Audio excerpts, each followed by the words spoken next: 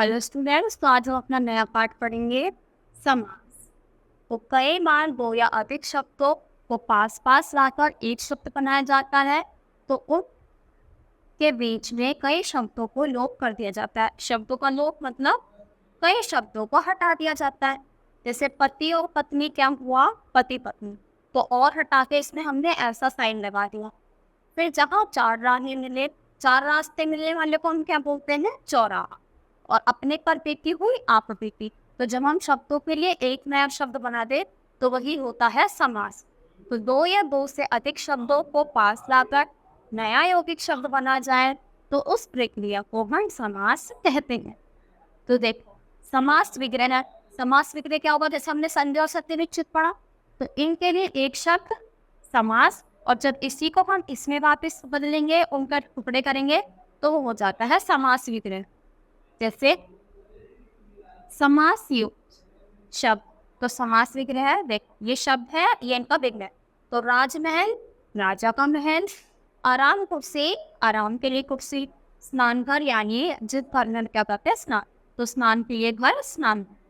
इसके कितने भेद होते हैं समास के? 6 भेद। अव्ययी भाव, तत्पुरुष, कर्मधारय, द्विगु, द्वंद्व और बहुव्रीहि समास। चलो अब एक एक करके हम सारे पढ़ेंगे। सबसे पहले अव्ययी।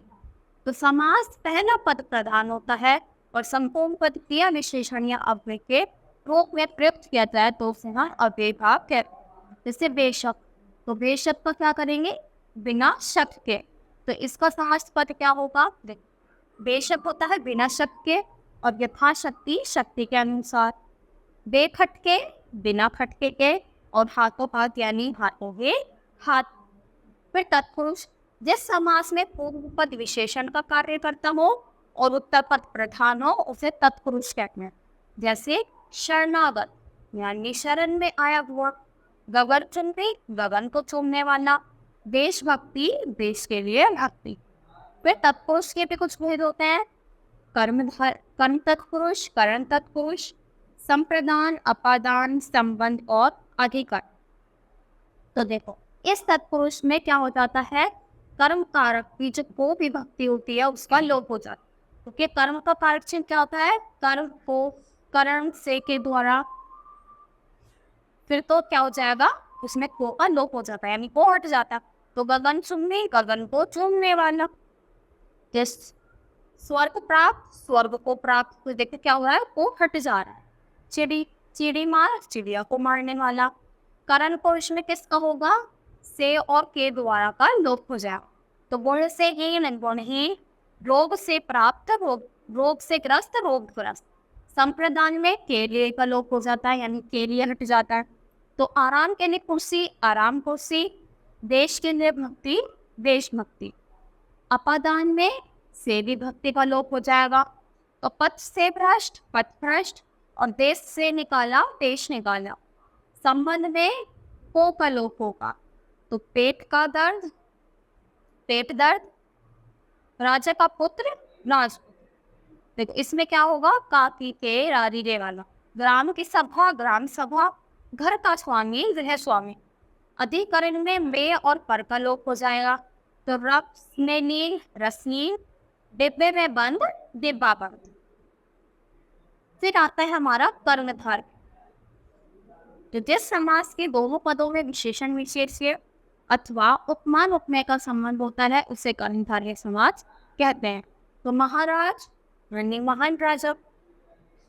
नीलकमल, नीला कमल। चरण कमल, चरण जैसे कमल। तो ये क्या है, देखो चरण कमल होता है जिसके क्या हो, कमल जैसे चरण, फूल की तरह चरण हो।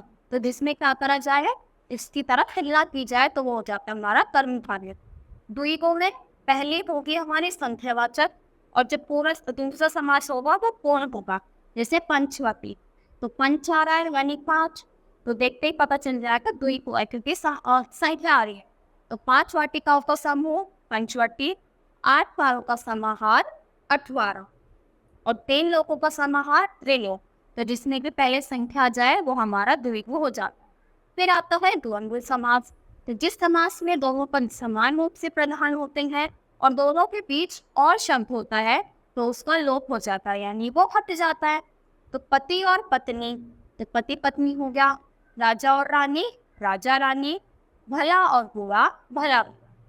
बहुब्रीहि में क्या होता है, जब कोई दो मिलकर किसी तीसरे के बारे में बताए, जैसे कमल जैसे नयन वाला, तो उसको बोलते हैं कमल नयन। पर होता कौन है ऐसा,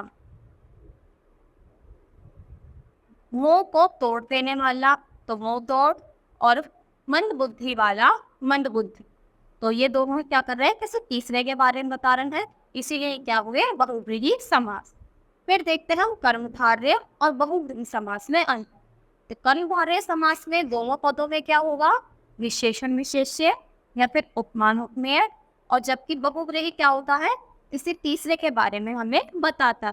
जैसे कमल नयन, तो कमल जैसे नयन, तो क्या हो गया, कर्मधारय।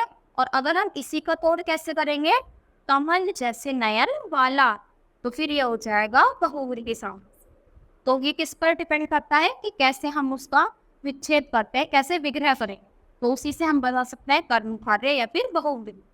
फिर द्विगु और बहुब्रीहि में, तो द्विगु का पूर्व क्या होता है, संख्यावाची, और बहुब्रीहि हम किसी तीसरे के बारे में बताता। तो पंचानन का अगर हमने विग्रह ऐसे करा, पांच मुख, तो द्विगु समास होगा। और पंचानन पांच मुख वाला, तो फिर वो क्या बन जाएगा, बहुब्रीहि समास। फिर देखो अब संधि और समास में अंतर। तो संधि में दो शब्द के बीच ध्वनियों का मेल होता है और दोनों शब्द एक बन जाते हैं, लेकिन समास में दो संबंध पदों के पास पास लाकर एक सार्थक शब्द बनाया जाता है। इसमें देखो कुछ में हद तक हो गया, संधि में तो आ बन जाएंगे, बहुत सारे होता है। तो समास में तो क्या होता है, वो एक शब्द बन जाता है, जिसको हम क्या बोलते हैं, एक सार्थक शब्द बनता है। संधि में विभक्ति या पद का लोप नहीं होता, लेकिन समास में लोप हो जाता है। तो पित्त प्लस अंबर, पीतांबर, तो संधि हुई। अब पीत वस्त्र वाला यानी पीले वस्त्र वाला, पीतांबर, तो ये क्या हुआ, समास। तो हिम प्लस आल्य, हिमालय, संधि हुई। और हिम का आल्य, हिमालय, तो ये क्या हुआ, समास। आई होप बच्चा आपको अच्छे से समझ आया होगा। आज के लिए इतना ही, थैंक यू।